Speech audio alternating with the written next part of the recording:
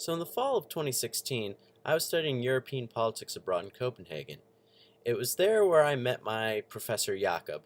Jakob was a former member of parliament and the former minister of transportation, so he's a legitimate big deal. He's not one of those professors that's like, "Oh, I've read and done all this sort of stuff, but I've never been like a field person." He's not just an academic. He's knows what he's been doing all this time.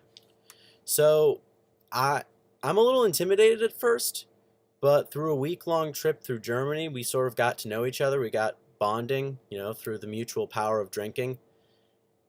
Friday, the class was supposed to be just, watching a documentary. It's supposed to be a very sort of laid-back Friday. And I kind of fall asleep at the front of the classroom. It's a kind of a dry documentary, so there's no surprise there.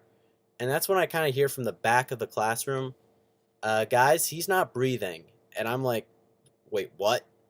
So I look over and I see Jakob slumped down on the windowsill, and I'm just like, oh god, this isn't good. Because I'd never had like an in-class emergency like that before, where someone is, slumped on a windowsill. So I go to feel his forehead, and it's super cold and clammy, and I'm kind of worried. I'm really worried actually.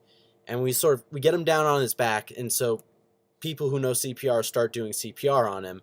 We go get the paramedics, and when they get him, they send him to the hospital, and we're told he's in stable but critical condition. But within a few weeks, he hasn't come out of coma yet, and that's when they sort of pull the plug on him, and that's kind of when the life support ends. And so that's